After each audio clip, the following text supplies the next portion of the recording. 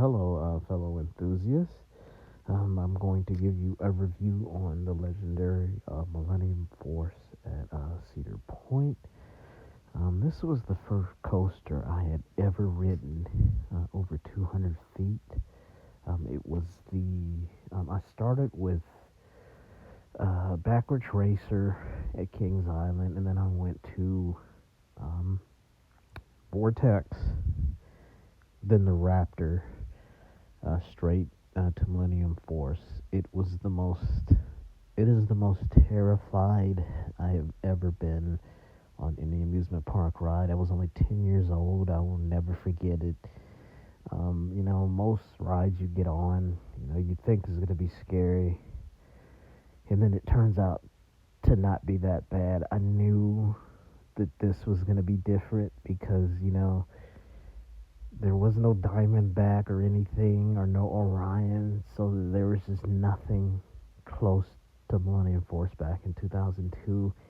And I'll never forget seeing it for that, coming down the causeway for the first time, and just thinking, that can't really be a coaster, can it? And my father, and I think the worst part for me was just standing in line for it, watching it just come racing into the brakes, and then looking at that mountain. My father lied to me, and I was like, Dad, this is bigger than Son of Beast. He was like, No, it's not. It just looks like it. And, my little 10-year-old brain just couldn't process a 300-foot coaster. Like, I didn't even know how tall it was. But I knew that it was bigger than anything at Kings Island. So, when I went up that lift hill for the first time, man, I thought my life was ending. I thought it was over. I was on the left side by the lake, and I have never. And when I tell you, I'm even as an adult now. I get nervous on rides, but I have never felt anything like that until I went skydiving for the first time. Just this feeling of dread, like I almost felt ill, and that first hill was just devastating. Like, you go up that hill so quickly, and most coasters you get to the top and you kind of slow down right before you go over, but no, Millennium Force, you just kind of, it feels like you're getting dragged into the abyss. And that first hill was just such an iconic moment, you know and it that first drop made me an enthusiast, because it was just so devastating to me as a kid at first, and it took me about 3 years before I started, to enjoy Millennium Force. And I remember it was 2004, and it was a sunset ride, and then that was the moment that I realized that, this isn't anything to fear anymore. This is something, that I can enjoy.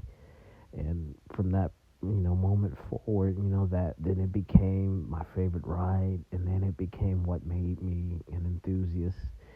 There was just Millennium Force was just gave me a kind of feeling that, there's nothing else in the world rather be doing. And I've talked at length about, the first drop. The first drop is just legendary. It, it is just such an incredible element, and I think that the drops on Fury, and Orion are superior now simply because of the trains. On Millennium Force, you're not sitting as high, you're not as exposed, and the drop isn't as, the crest isn't as sharp. So on Orion and Fury, I could never have handled those as a kid because it feels like you're dropping straight into the ground. On Millennium, it doesn't feel quite as crazy, but talked a lot about the first drop. I should get to the rest of the ride. The first overbank. Sometimes I gray out on that. Sometimes I don't. This past summer I blacked out on it. I completely blacked out on it. Very fun element. Then after that turnaround, you go through another low to the ground turn. You know, just really feel the speed. I believe it said that you're going 80, and then you know this Camelback.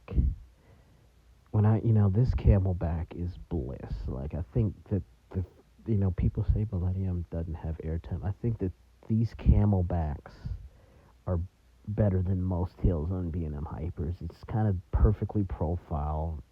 It's long and stretched out, and it just feels like you're kind of flying. It's just an incredible, another really great element. And then you go through two more overbanks, but you're going so fast that again, it just kind of feels like you're flying. A lot of people, kind of don't like because it's a lot of straight track around here, not very forceful. But, that's fine. Not every ride needs to be, you know, rip your face off like a 305. I enjoy this part of it because I enjoy the speed. And then the second Camelback's just almost as good as the first one. And then you go through a bunny hop, which is really powerful. And then you kind of see everybody in line. You get to wave at them. And then you hit the overbank, and then that's the end of the ride. A lot of people, kind of call this Millennium Force. Listen, I never really understood that. I mean, that's partly because it traumatized me so much when I was a kid. It traumatized me so. Like I'll always love Millennium Force. I know there are better rides now, but it'll always be my favorite because it showed me how great a coaster can really be. And it was so far beyond anything I'd ever could have comprehended. Because, like I said, I've went from Vortex and Raptor to a Giga coaster. you know. So, that's always kind of funny to think about. And Millennium Force was my number one all the way, until Steel Vengeance in 2018. That was the first time, I thought a ride was better. And it's still in my top five. So I think Top Thrill 2, Fury, I-305, and Steel Vengeance are better. And I think, I go back and forth on this. I think it's about around as good as Orion. I think those are about equal. Um, I think the one thing Millennium has over Orion is, the view. I think that's the one thing it really has. But then Orion has the better airtime and the better trains. But I know this is an unpopular opinion, but I still think this is, top three at Cedar Point. This is still in my top five. And if there was ever a coaster I wanted to ride one more time before I die, it would be Millennium Force at night. The night ride was just so magical. It still is. The lift hill is beautiful with the color scheme. And back in the mid 2000s, it was a lot darker because I guess the lights had worn off. So there were times, man, you couldn't really see anything but the little aircraft light at the top of the hill, and it was just pitch black. So those childhood rides in the mid 2000s were peak. And I think the reason why Millennium made me an enthusiast was, I went, a couple years without riding it, and then I rode it for the first time when I was an adult, and it was just as incredible as it was when I was a kid. And then that's the moment I realized, like, yeah, this is something that I want to enjoy for the rest of my life. So Millennium, like I said, it's not the best ride I've ridden anymore, but I'm gonna give it a 10 out of 10 because it really means a lot to me. It'll always be it'll always be special to me. Other enthusiasts have their rides that kind of made them an enthusiast. Well, this one did it for me. And anytime I think of Cedar Point, anytime I think of my childhood, it'll always be Millennium.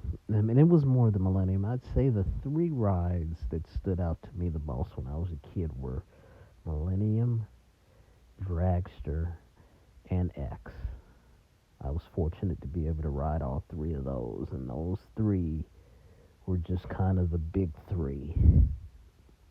Anyway, thank you for hearing my spiel.